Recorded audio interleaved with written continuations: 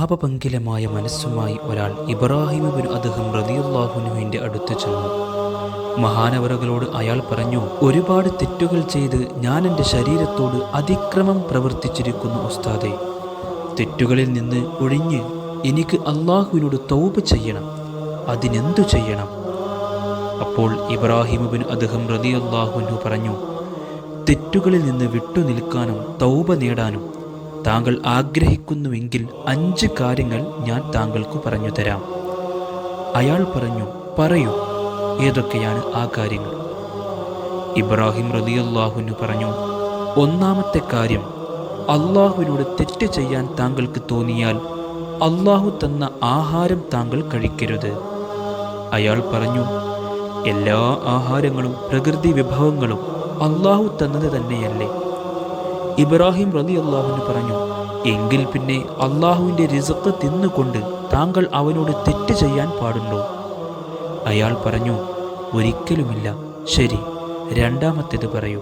ഇബ്രാഹിം റളിയല്ലാഹു അൻഹു പറഞ്ഞു, അള്ളാഹുവിനോട് തെറ്റ് ചെയ്യാൻ നിനക്ക് തോന്നിയാൽ അള്ളാഹുവിൻ്റെ ഭൂമിയിൽ നിന്ന് പുറത്തു കടക്കുക. അള്ളാഹുവിന് അധികാരമില്ലാത്ത ഒരിടത്ത് പോയി നിനക്ക് തോന്നിയ തെറ്റെല്ലാം ചെയ്യാം.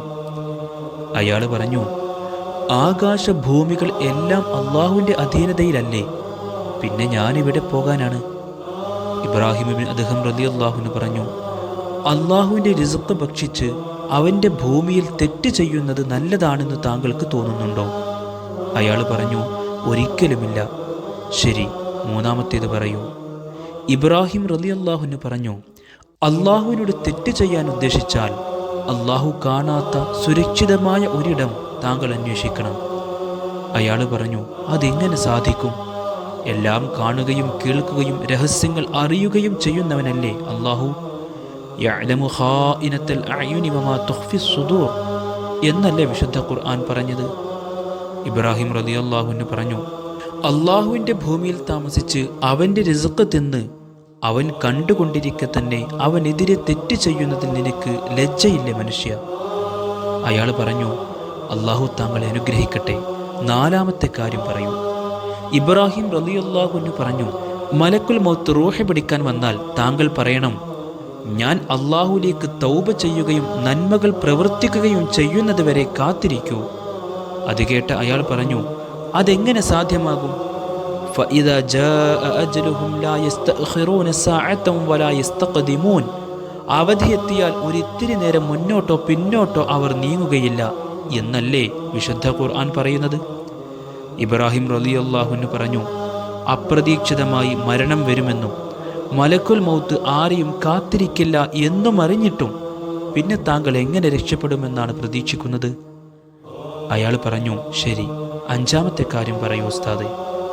ഇബ്രാഹിം റളിയല്ലാഹു അൻഹു പറഞ്ഞു, അന്ത്യനാളിൽ സബാനിയ വിഭാഗം മലക്കുകൾ വന്ന് നരകത്തിലേക്ക് താങ്കളെ വലിക്കുമ്പോൾ അവരുടെ കൂടെ പോകരുത്. അവരെ തട്ടിമാറ്റി താങ്കൾ സ്വർഗത്തിലേക്ക് സ്വയം അങ്ങ് ചെല്ലണം.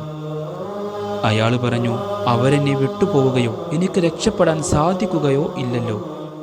ഇബ്രാഹിം റളിയല്ലാഹു അൻഹു പറഞ്ഞു, അത്ഭുതം തന്നെ മനുഷ്യ. അള്ളാഹുവിൻ്റെ റിസ്ക് ഭക്ഷിച്ച് അവൻ്റെ ഭൂമിയിൽ താങ്കൾ ജീവിക്കുന്നു. അള്ളാഹു എല്ലായിടവും കാണുകയും ചെയ്യുന്നു. മരണത്തെ തടയാനോ സ്വർഗവും നരകവും തിരഞ്ഞെടുക്കാനോ കഴിയുകയുമില്ല. എന്നിട്ടും എങ്ങനെ താങ്കൾ തെറ്റ് ചെയ്യുന്നു?